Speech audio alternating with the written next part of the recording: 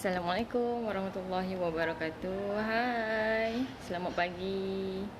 Ah, ini hari masuk slot kedua untuk santapan jiwa kita. Okey, semalam yang pertama, so hari ni yang kedua. Tengok tajuk. Tengok tajuk tu, apa agak-agaknya yang korang fikir apa yang Zuli dah buat tadi kat mak tu. Marah ni. Apa yang Zuli dah buat kat mak tu. Macam mana layanan kita kat mak? Okay, serius lah kau pernah layan mak kau macam tu. Okay. Layan macam mana kat mak tu? Okay, mak ni. Okay, Zuli panggil mak Zuli, mak Ada yang panggil ibu. Macam anak-anak Zuli panggil Zuli. 3 orang anak panggil Umi. Tapi anak yang nombor 4 panggil Mama. Tak tahulah kenapa dia panggil Mama. Mungkin sebab dia tak tahu nak sebut Umi kot. So sampai sekarang pun dia sebut Mama. Okay. Mungkin sebab dulu masa sebelum ada anak, konon nak panggil kita dengan panggilan Mama. Tapi ayah dia nak anak-anak panggil kita dengan panggilan Umi. So dapat seorang lah panggil Mama. Jadilah kan. Okay, balik pada tajuk kita. Macam serius sangat kan ayat ni. Macam Zuli pernah buat dosa kat mak. Kan macam pernah layan macam apa je kat mak kan. Okay, kita cerita sikit. Masa Zuli kecil dulu memang Zuli dididik. Mak Zuli memang tegas orangnya. Memang tegas. So macam Zuli hari ni lah, tegas orangnya. Okay, jangan main-main. Okay. Tapi sangat berterima kasih kepada ketegasan tersebut sebab membesarnya Zuli sampai hari ini dengan ketegasan tersebut. Jadi disiplin, teratur hidupnya kan. Kalau kita terlalu memanjakan anak tanpa ketegasan, tak tahulah jadi apa Zuli sekarang ni kan. Okey. Kalau ikut ayat tadi tu, ayat yang Zuli buat tu. Okay, siapa yang dah tengok ni, minta tolong share dulu ya. Assalamualaikum, selamat pagi. Okay, hari ni kita nak cerita pasal mak ni. Kenapa Zuli pernah marah mak ke? Zuli pernah melawan cakap mak ke? Memang masa dulu kecil-kecil. Hai Tuan Rizwan. Okay, Waalaikumsalam. Okay, masa kecil-kecil memang kita cara tak sedar lah kot masa kecil-kecil kan. Mesti kita rasa macam mak tak sayang kita bila mak marah kita kan. Macam rasa macam macam Zuli lagi anak sulung. Bila ada adik-adik yang lain tu, kita rasa macam kita dipinggirkan. Macam kita rasa macam mak sayang adik-adik je. Bila adik-adik nangis, mesti anak sulung yang dipersalahkan. Masa dulu kita fikir macam tu lah kan. Sekarang bila dah jadi mak, barulah faham perasaan tu. Okay. Sampai kan dulu rasa macam bosannya duduk rumah ni, kena marah je, kena bebel je. Semacam nak lari di rumah kan. Semua ajuk lah apalah. Masa dulu kecil-kecil lah, masa sekolah-sekolah rendah, tak tahu apa kan, asyik kena marah je. So sekarang ni pun tahu kenapa marah tu sebab sayang. Sebab dia nak jadi kita orang yang berguna. Kalau tak marah waktu tu, tak tahulah, dia biar je lah kita jadi apa kan. Sebab apa kita kena layan mak kita. Masa kecil-kecil tu memanglah kita tak nampak, tapi bila dah besar sekarang ni baru kita dah flashback lah semula, baru kita tahu bahawa apa yang diorang buat pada kita dulu tu sebenarnya diorang sayang, diorang nak guide kita elok, diorang nak jadikan kita orang yang berguna. Diorang nak bila diorang tak ada, kita boleh bawa diri, kita boleh jaga diri. Macam tu sebenarnya hakikatnya. Okay? Sebab tu bila kita dah dewasa macam ni, bila kita dah ada keluarga, Wak Imah dah ada keluarga sendiri pun, tak kisahlah lelaki ke perempuan ke, kena ambil berat pasal mak, ibu, bonda, mama, mami. Okay? Semua tu memang kita kena ambil berat pasal dia orang. Walaupun kita kadang terkecil hati, kita sebagai anak kita kena mengalah. Walaupun kita terkecil hati. Bayangkanlah dia orang punya pengorbanan. Macam Zuli, memang Zuli dulu hidup susah. Kat pedalaman. Jadi pengorbanan mak tu dah banyak kita nampak. sampai bergolok bergadai nak sekolahkan kita, nak bagi kita pelajaran sampai ke universiti. Macam mana cara dia bersusah-susah dulu, kan? Jadi kita ni sebagai anak, bila sekarang kita dah berkahwin, dah ada anak, kita dah faham perasaan tu. Okay? Macam Zuli dah ada 4 orang anak, alhamdulillah. So Zuli, benda yang dulu-dulu yang berlalu tu kita jadikan, yang mana yang buruk kita jadikan sepadan, yang mana yang baik kita jadikan tauladan. Kita buatlah apa yang baik tu, kita ikut. Okey, apa yang kurang baik dulu masa kita dapat dulu, kita perbaiki waktu sekarang. Okey, sekarang ni Encik Zuli dah kahwin. Kita sebagai anak perempuan, walaupun kita memang ibu adalah sebagai keramat hidup kita. Okey, ibu, ayah, macam Zuli panggil mak, panggil ayah, abah, mak, abah dan suami, ibu mertua, yang bapa mertua tak ada dah. Okay, so keempat-empat ni adalah keramat hidup Zuli. Jadi keempat-empat ni Zuli kena jaga. Yang utama bagi Zuli ialah, dalam masa situasi Zuli sekarang, ialah suami.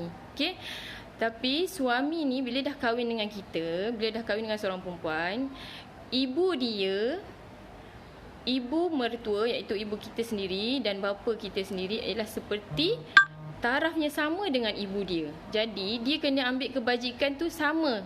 Sama mak dia, mak kita sama tarafnya.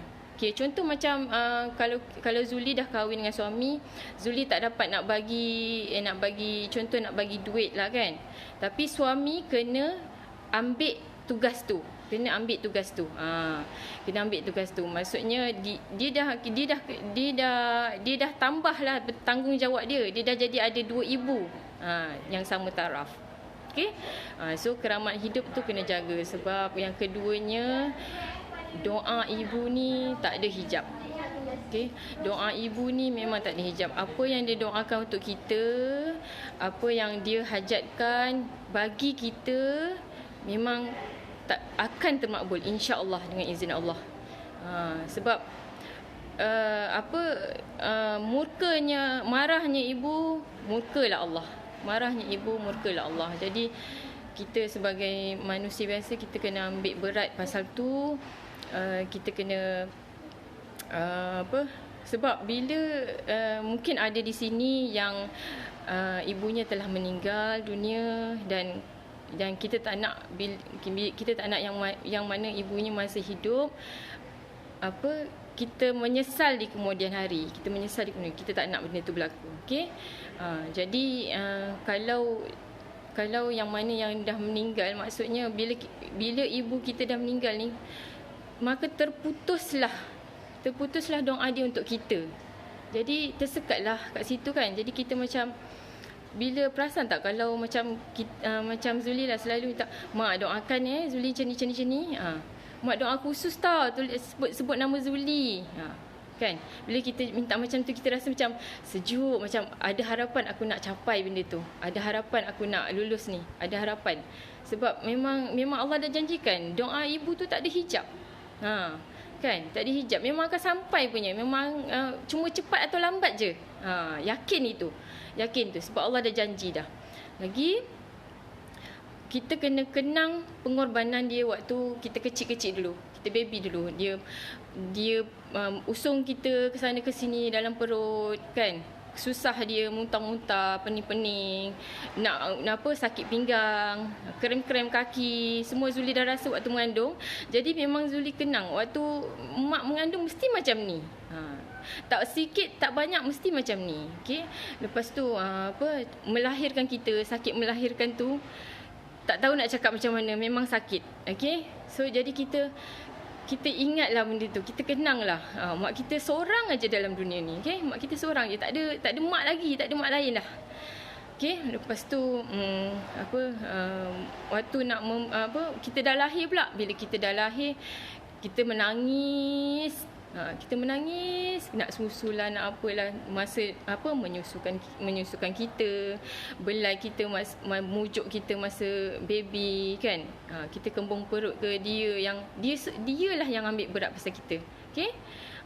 Jadi bila sampai besar, cebok, berak, kencing, semua dia yang uruskan. Jadi kenanglah benda tu. Kalau tak ada ibu waktu kita kecil tu, terbiar macam tu, apa jadi dengan kita sekarang? Okey. Kalau misal kata kita terkecil hati, kita kenanglah benda tu. Benar kenanglah benda tu. Sebab kita lahir dari apa, orang kata macam dari kesusahan dia lah, kita yang tak nampak kan. Waktu kecil-kecil macam mana dia bergolok gadai nak besarkan kita kalau yang hidup susah lah kan. Macam Zuli dulu pernah rasa lah, kita nampak sendiri depan mata.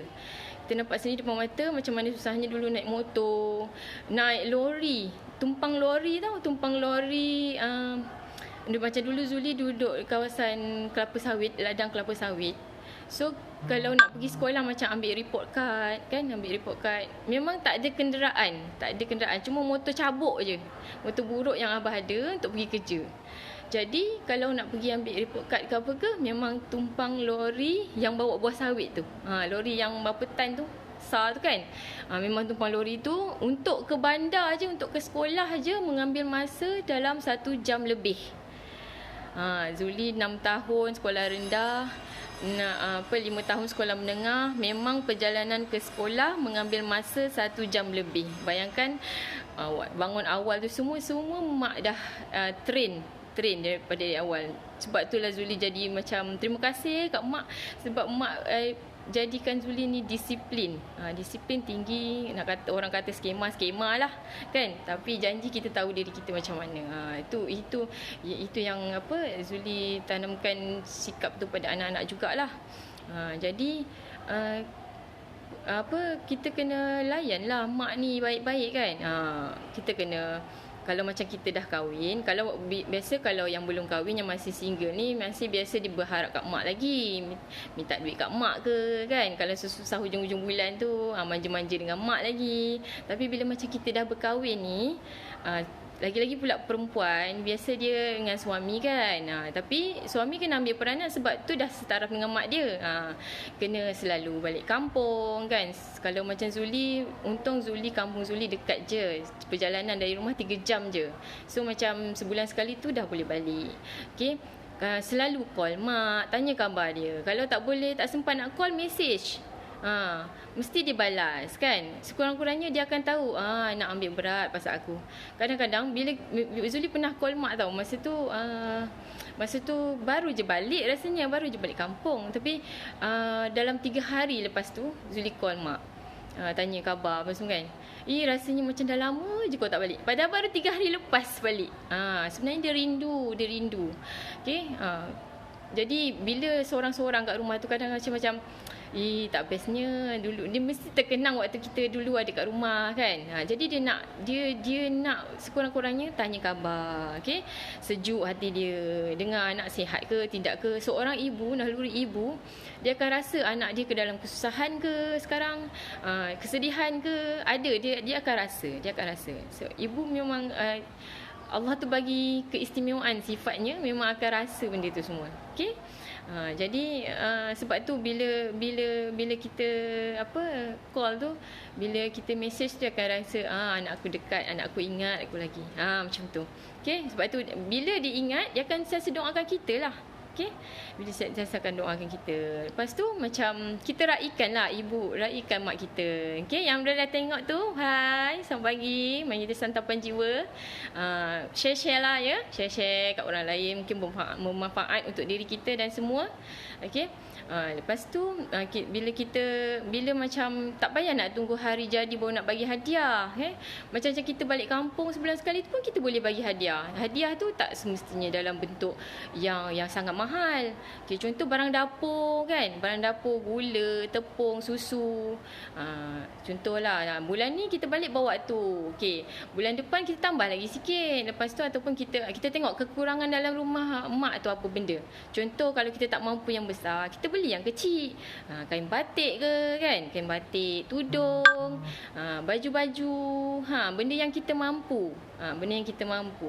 Sekurang-kurangnya memang kita berikan dia secara konsisten. Sebab kita memang tak akan dapat balas jasa dia. Takkan dapat, sampai kita mati pun kita takkan dapat. Tapi berbaktilah selagi kita hidup, selagi dia hidup. Okey?